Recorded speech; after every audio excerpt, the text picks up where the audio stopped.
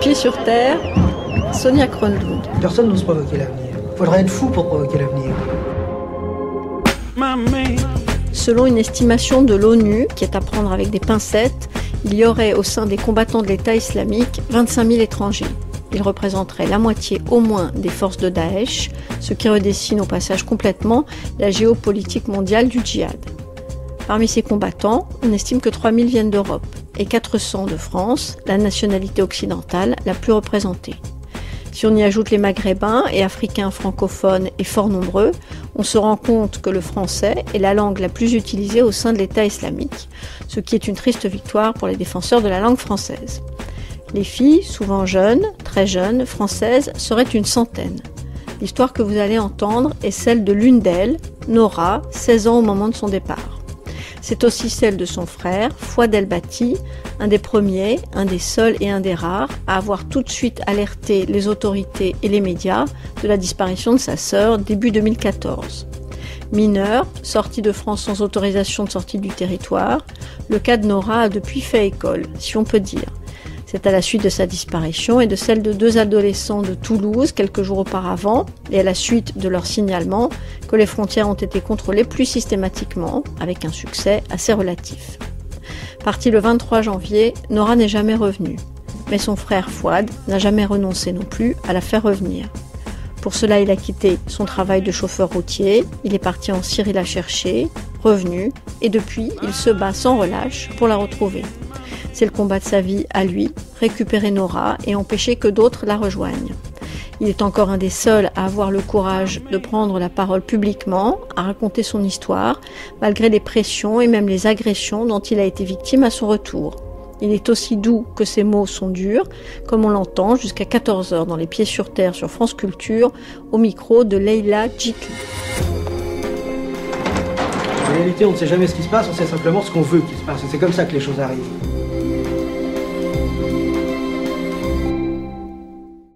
Ça a commencé le jeudi 23 janvier 2014. J'étais sorti avec ma mère chez l'opticien pour acheter des lunettes à mon autre petite sœur. Il y a ma petite sœur Nora, elle m'a dit « Ouais, est-ce que tu peux venir me chercher de l'école à 18h ?» Je lui dis « Je ne sais pas si j'aurai le temps. » Elle m'a dit « Ouais, vas-y, s'il te plaît. » Après, je lui dis « D'accord. » Puis après, elle a changé d'avis. Elle a dit « Non, c'est pas grave si tu veux pas, je viendrai en bus. » Comme ça, on sortira ensemble le soir, parce que tous les jeudis, on aime sortir ensemble au restaurant. Comme elle aime bien manger. Et là, arrivé 18h30, pas de nouvelles d'elle. On essaye d'appeler sur son portable éteint. 19h, pareil, on s'est inquiété. 19h30, je suis sorti un peu dans le quartier pour voir si je la voyais pas avec une de ses copines. J'ai pas réussi à la trouver. Ma mère a commencé à paniquer. Elle me dit ouais, va dans les hôpitaux, va voir la police. J'ai fait l'hôpital d'Avignon, j'ai fait la clinique, rien. Ensuite, je me suis rendu au commissariat de police. On m'a dit qu'il fallait que ce soit les parents qui viennent, puis essayer de ramener le maximum d'infos. On a passé une nuit blanche. Ma mère est en train de pleurer, puis essayer de savoir où aller. Parce qu'on a imaginé le pire, on a dit qu'elle s'est peut-être fait enlever, qu'elle est séquestrée, ou bien je sais pas, tombée avec des pervers sexuels, ou bien je sais pas quoi. Mais qu'il lui arrive un accident, on a imaginé le pire.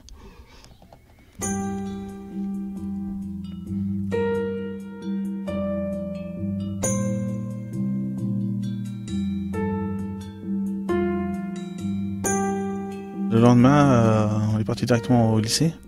On a expliqué la situation assez peu. Il a appelé les copines de classe de ma sœur. Elles ont commencé à parler. Comme quoi, ma sœur était partie à la gare d'Avignon pour récupérer une femme qui venait de Paris. Ça nous a vraiment étonnés. Après, je leur ai dit, est-ce que vous n'avez pas moyen de la contacter? Elle me donne un numéro, ça commence par 07. Je dis, ah, ça c'est pas le même numéro que ma sœur. J'essaye d'appeler sur ce numéro-là, pareil, c'est ton champ répondeur. Après, je leur dis, ouais, vous n'avez pas un autre moyen de la contacter? Elle me dit, voici, il y a Facebook. J'ai dit, ouais, mais j'ai son compte. Je suis en ami avec elle. Donnez-moi quand même son compte. Là, ça m'a vraiment étonné. Elle me donne, c'est Saif Tawhid. Ça veut dire la mère de l'épée de l'unicité. D'un seul coup, vous vous êtes rendu compte qu'elle avait un deuxième Facebook. On s'est rendu compte qu'elle avait une double vie. Un deuxième compte Facebook, un deuxième numéro de téléphone, et puis un deuxième style vestimentaire. Ce qu'on a vu, c'est des photos de ses copines. sur leur téléphone, et là elle était complètement gilbabée et puis niqabée, et avec des gants. Et là ma soeur venait à l'école avec un gilbab et puis des gants. Sauf le visage quand elle rentrait au lycée. Elle enlevait le niqab mais elle avait toujours le gilbab. Elle mettait un bandeau noir. Puis là, ce qui nous a fait plus peur, c'est qu'on a vu son compte Facebook. Quand on voit la photo de publication le jour de son départ, elle avait mis un sac à main, un passeport et puis un billet d'avion. Et là, franchement, quand j'ai vu le compte, j'ai dit, c'est bon, elle est partie. Ses copines de l'école, elles étaient amies avec elle aussi sur le compte Facebook. Ça m'avait vraiment étonné parce qu'ils étaient courants de tout, ils ont tout vu sur le compte. Ça a dû quand même les alerter, parce que c'est pas un compte anodin. Il y avait des publications d'enfants syriens massacrés, morts, déchiquetés, gazés. Et ma soeur avait fait un commentaire, elle avait dit ouais, c'est vraiment honteux que les enfants subissent cet enfer, puis personne ne bouge. Puis après, il y avait une deuxième publication qui a été faite par une de ses amies. C'était de 4 femmes en niqab. Et c'est marqué au-dessus, oui, je tue en nom d'Allah. Puis là, elle avait mis plein d'armes, des kalachnikovs, des grenades, des cartouches. C'est vraiment affolant. Bah là, on est anéanti parce que là, on voit que c'est une personne étrangère. C'est même plus la fille que je connais. Ma mère, c'est même plus sa fille qu'elle a élevée. Elle a quoi elle a joué la comédie avec nous. Elle a fait semblant de nous aimer. Est-ce qu'elle nous aime vraiment ou qu'on nous aime pas? Ma mère a dit ouais, on a tout fait pour elle pendant 15 ans et puis ils sont arrivés et puis ils l'ont transformée.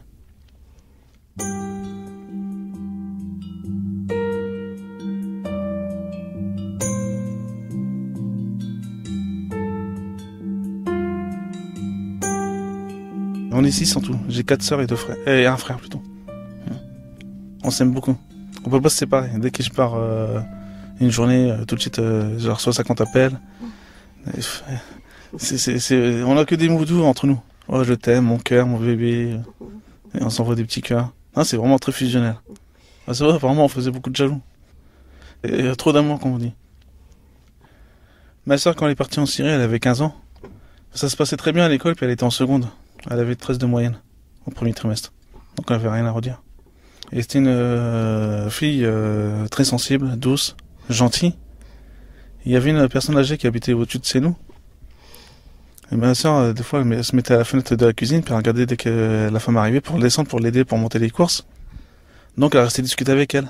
Et discuter.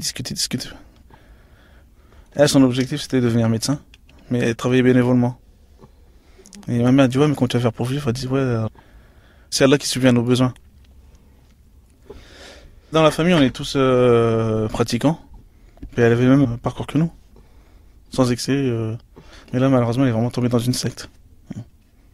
C'est ça qui est dur. Alors qu'elle sait les pièges à éviter, tout pour éviter les sectes, mais non.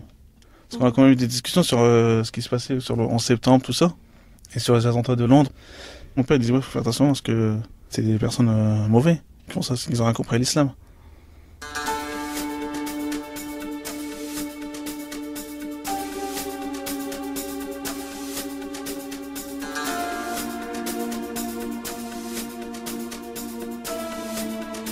On a découvert une personne étrangère. Après, on s'est aperçu qu'il y avait une femme de Paris qui était devenue amie avec elle sur Facebook, qui était devenue très proche d'elle, qu'elle lui a donné vraiment tout le mode d'emploi pour s'isoler, s'écarter de sa famille, s'écarter de ses amis. Elle a tout fait pour l'écarter de ceux qui peuvent la sauver. Tu vois, mais il faut pas aller avec tes amis sont pas bien, ils sont égarés, ils aiment trop la dunya, la vie. Mais tes parents aussi, oui, c'est vrai, c'est des pratiquants, mais ils connaissent rien à l'islam. Ils savent pas ce que c'est le vrai islam. Ils travaillent pour payer des impôts. Avec les impôts, on achète des armes. Avec les armes, on tue tes frères syriens. T'as vu tous les morts qu'il y a, c'est grâce à l'argent que tes parents donnent. Grâce aux musulmans qui aident les mécréants à détruire les musulmans. Au fur et à mesure, ils ont réussi à lui laver le cerveau. Puis elle y a cru, puis elle est partie. Et sur le cas de ma soeur, c'est que le pire, c'est que celle qui l'a recrutée avec son mari était apparemment en Irak. Et la femme, il y avait aussi une amie à elle et puis un autre homme qui l'ont manipulée. Ceux qui lui ont payé le billet d'avion, c'est tous des parents. Ils ont tous des enfants. Ils ont tous pas voulu partir en Syrie car ils ont trouvé la Syrie trop dangereuse. Puis ils ont envoyé ma petite sœur toute seule. Sans aucun remords. Ça m'écoeure parce que normalement une mère a quand même un instinct maternel. Elle sait ce que c'est d'avoir des enfants, elle ferait tout pour pas mettre leurs enfants en danger. Et là, ils ont envoyé ma petite sœur, et arrivé à l'aéroport, ils ont été voir une famille turque pour leur dire de s'occuper d'elle, car c'est la première fois qu'elle voyageait. Ma petite sœur, c'est une fille timide, très réservée. Donc, je crois qu'elle s'est sentie coincée le jour du départ, au milieu d'adultes. Moi, je dis qu'elle avait quand même une envie de partir, mais le jour qu'elle est partie, c'est que c'était vraiment précipité.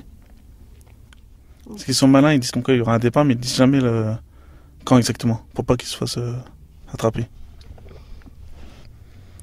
En y réfléchissant mieux, quand elle est partie, c'est qu'elle nous a fait vraiment un appel à l'aide, pour essayer de la retenir. Ça, je le regrette à fond de ne pas l'avoir cherché. Parce qu'elle a vraiment insisté, et puis après, elle a laissé tomber. Elle a quand même fait un appel à l'aide. Si j'avais su, j'aurais été à Orly, la récupérer, mais malheureusement, on ne peut rien y faire. Ça, c'est un enfer, ça.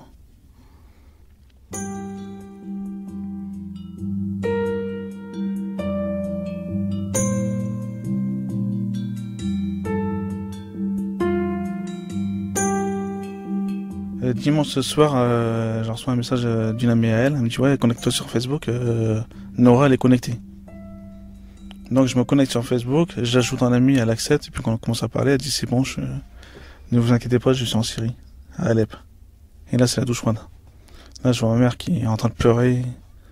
Là je dis c'est foutu. Et puis elle nous parlait, elle était vraiment heureuse. Elle dit je me sens bien, je dis enfin aider nos frères et sœurs syriens. Je vais enfin servir à quelque chose, je vais en fait être valorisé.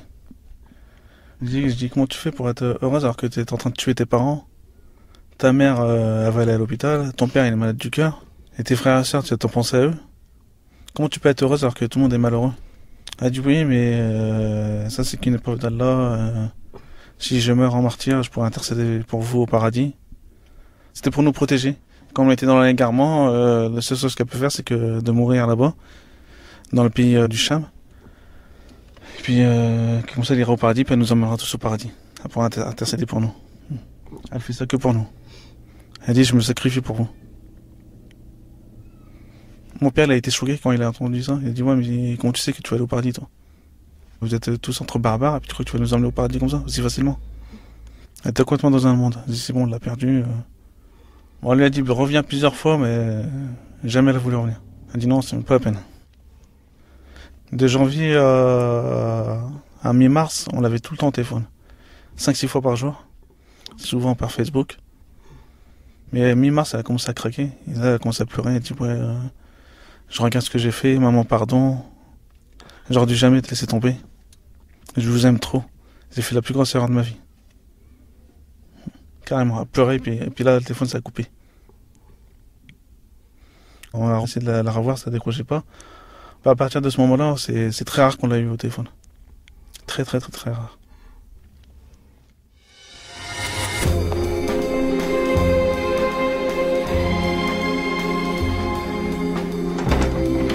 France Culture, les pieds sur terre. Mon objectif, c'est de savoir où elle était en Syrie. Pour essayer de la récupérer. Au début, j'ai cru qu'il n'y avait qu'un seul groupe en Syrie. C'est en faisant mes recherches, j'ai vu qu'il y avait 2 groupes principaux, Daoula et puis Al-Nosra. Et après, j'ai vu que ma sœur était plus du côté d'Al-Nosra.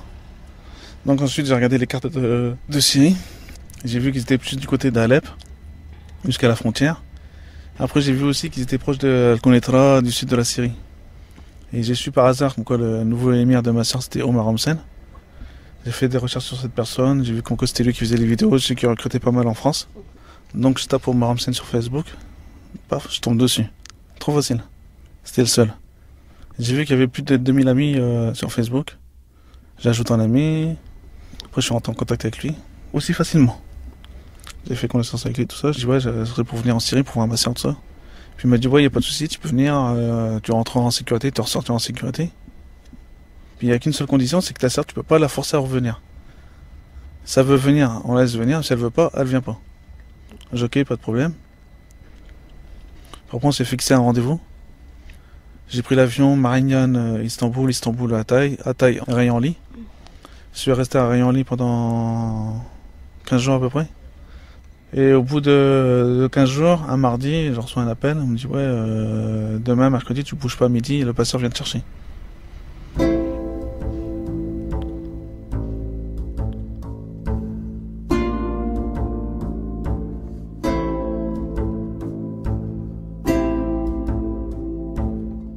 Le lendemain, midi pile, j'entends toquer à la porte de la chambre.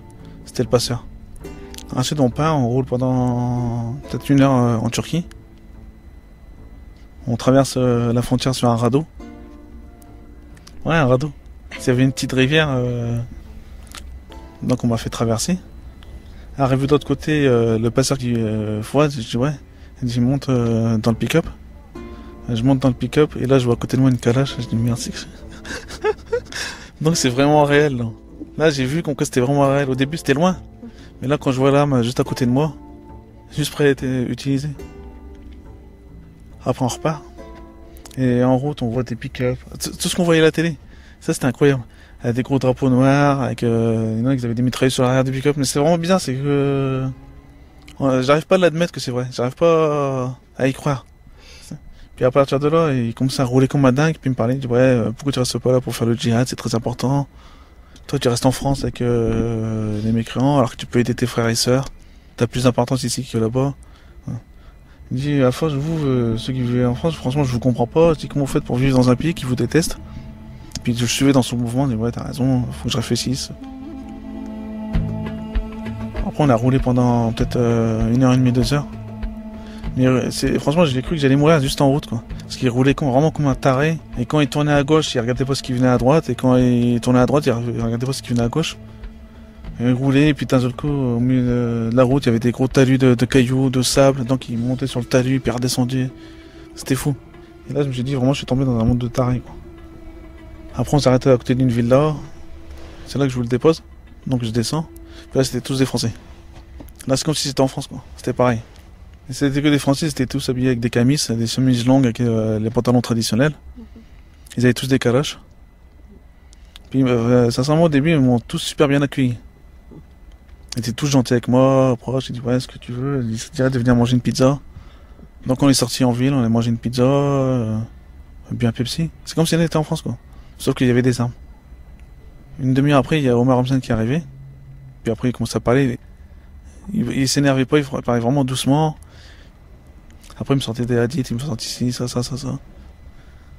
Puis, comme j'avais quelques connaissances, j'ai vu qu'il y avait quelques incohérences dans ce qu'il disait. Vous voulez dire dans les hadiths et dans les sourates et dans les versets qu'il vous sortait? Ouais, il y avait beaucoup d'innovations. Et puis, il y a des moments, ça me faisait marrer, il avait sorti un hadith, mais il l'avait pas mis en entier, il avait mis juste la partie qui l'intéressait. J'avais envie d'y dire, mais je dis, mais t'as pas oublié le début et t'as pas oublié la fin. Non mais il était malin, il sait ce qu'il faut utiliser. Ouais. Et puis les autres, ils étaient tous là, tous bouche ouverte et ébahis. Il faisait d'eux ce qu'il voulait, quoi. Puis à chaque fois qu'il me parlait, je regardais ailleurs, il me reprenait, il disait ouais mais regarde-moi quand je te parle. Après j'ai appelé mes parents, je les ai rassurés, je dis c'est bon, je suis rentré, mais ils sont tous gentils avec moi, tout ça. Mais c'est vrai, ils étaient tous gentils, il n'y a pas un qui m'a manqué de respect. Et à chaque fois que je sortais de voir, j'étais toujours protégé, il y avait toujours des mecs armés avec moi. Mais en fait, moi c'était pas pour ça. Moi j'ai cru que c'était pour me protéger, mais en fin de compte c'était pour éviter que je m'échappe ou bien essayer de récupérer ma soeur. Ils m'ont dit ouais, on sera toujours là pour toi, on va t'aider. De toute façon tu vas récupérer ta soeur, il n'y a pas de souci. Donc c'est bon, c'est le top.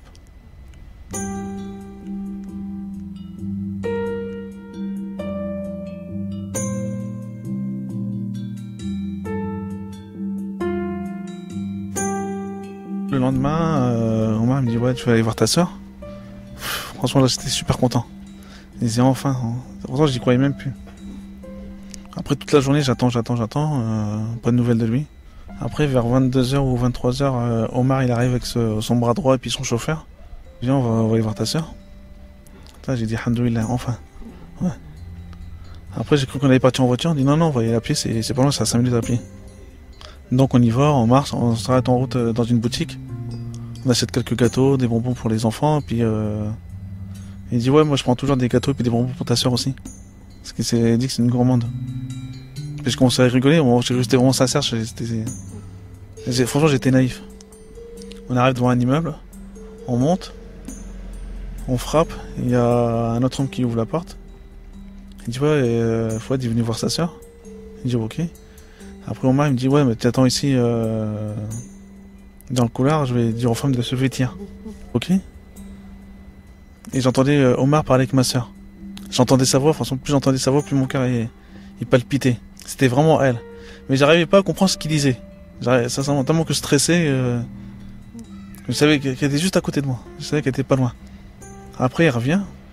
Et il me fait rentrer dans la pièce et puis je vois ma sœur, elle me saute dessus, je saute dessus. On n'a même pas parlé, je pleurais, elle pleurait, on voulait plus se lâcher. Peut-être pendant moins 10 minutes on voulait plus se lâcher. Elle m'embrassait, elle m'embrassait là. Même sur la bouche sans faire exprès. Elle voulait plus me lâcher la pauvre. Ouais, ça, j'en ai des frissons franchement. C'était vraiment très dur franchement. Elle dit tu me manques trop. J'ai pas arrêté de penser à vous. Dis toi aussi je t'aime trop. Je ferai tout pour toi. Elle dit ouais moi aussi je ferai tout pour toi. Elle dit comment va maman, comment va papa, mon petit frère, mes petites sœurs. Elle me dit ouais ils vont bien mais franchement t'as anéanti ta famille. Puis là elle commence à pleurer puis taper sa tête contre les murs. Après je lui dis alors c'est bon tu reviens avec moi. Non je peux pas. Tu veux pas ou tu peux pas? Elle dit non je peux pas. Après on commençait à discuter puis de temps en temps elle faisait ça. Avec ses yeux, elle bougeait ses yeux comme si ça voulait me faisait montrer quelque chose. J'ai pas capté au début. Elle me l'a fait plusieurs fois mais je sais pas ce qui s'est passé.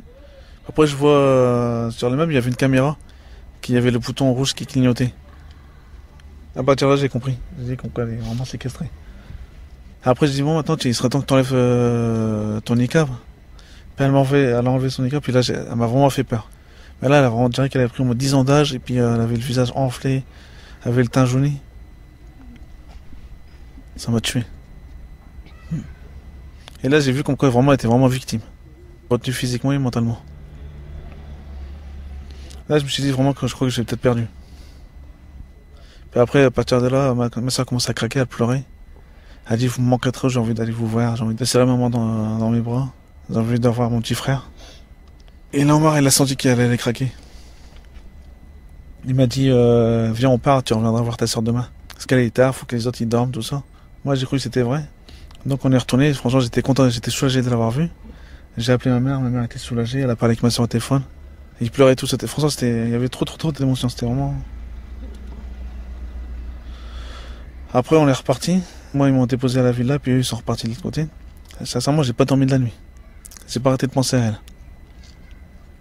Omar il m'a dit demain matin je t'emmènerai vers 8h voir ta soeur, comme ça tu passeras la journée avec elle. Franchement c'était trop long pour moi.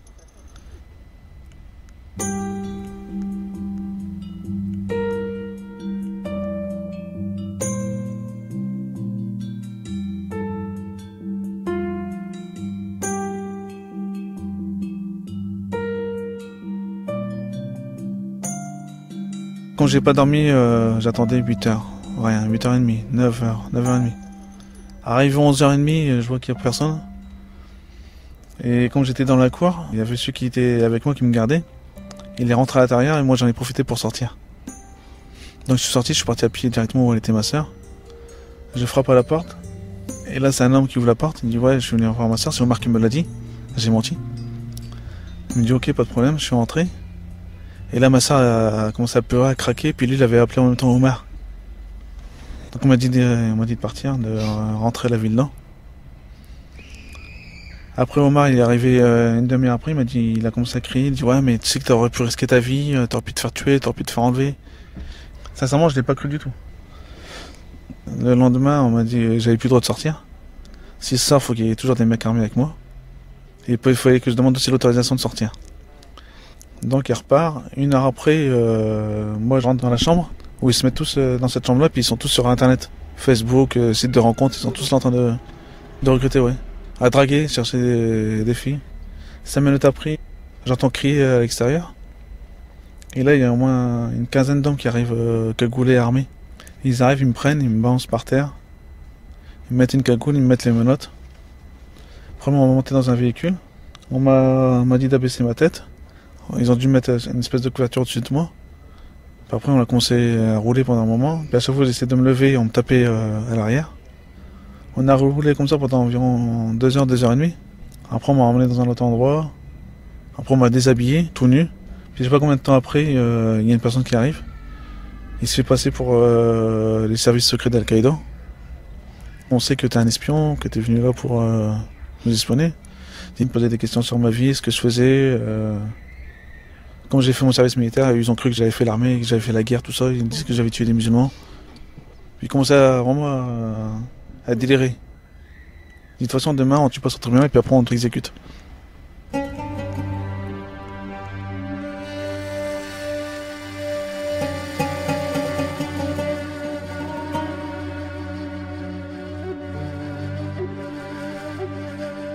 Dans la nuit, je crois, il y a Omar qui arrive. Il fait semblant de crier, ouais, comme ça, vous l'avez enlevé, alors que c'est mon invité. Et il se fait passer pour le super gentil. Après, il me dit, ouais, t'inquiète, je vais pas te laisser tomber, je vais aller négocier avec les émirs, les grands émirs, pour leur prouver qu'en quoi t'es pas un espion, que t'es venu là juste pour récupérer ta sœur, puis c'est bon. Après, il est parti, ça fait semblant de crier. Et là, j'ai vu qu'en quoi c'était de la comédie. Peut-être 2 heures après ou 3 heures après, il revient. Il dit, ouais, c'est bon, c'est moi qui va terminer l'interrogatoire. Après, il prend le papier, puis il regarde tout ça, et puis il dit, ouais, tout ce que t'as dit, c'est vrai. Il dit, ouais, c'est vrai, de toute façon, j'ai rien à mentir, je suis venu pour ma sœur. Ouais, de toute façon, je sais que t'es pas un espion. Il m'a fait sortir. Donc, il m'emmène à la ville là où il vivait, lui. Et là, j'avais plus le droit de sortir. Prisonnier. Après, il y a à la fin où on marche son bras droit, on me dit, si tu veux récupérer ta sœur, tu dis au gouvernement que le seul moyen de récupérer Nora, c'est de me laisser passer de rentrer en France, voir sa mère. Nora en monnaie d'échange d'un laissez-passer. Ouais. Mais c'est qu'un menteur en fin de compte. Et à partir de là, j'ai plus revu ma sœur. Où est Nora maintenant? Où est-ce qu'elle est? Dernièrement, ça faisait 3 mois qu'on n'a pas eu de nouvelles de ma sœur.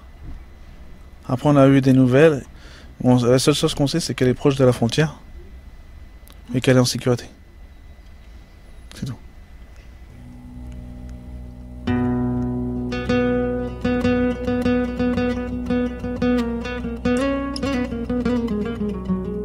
Aujourd'hui encore, c'était Les Pieds sur Terre, déradicalisation, le 2e volet, le combat de Fouad El Bati, un reportage de Leila Djitli réalisé par Emmanuel Geoffroy.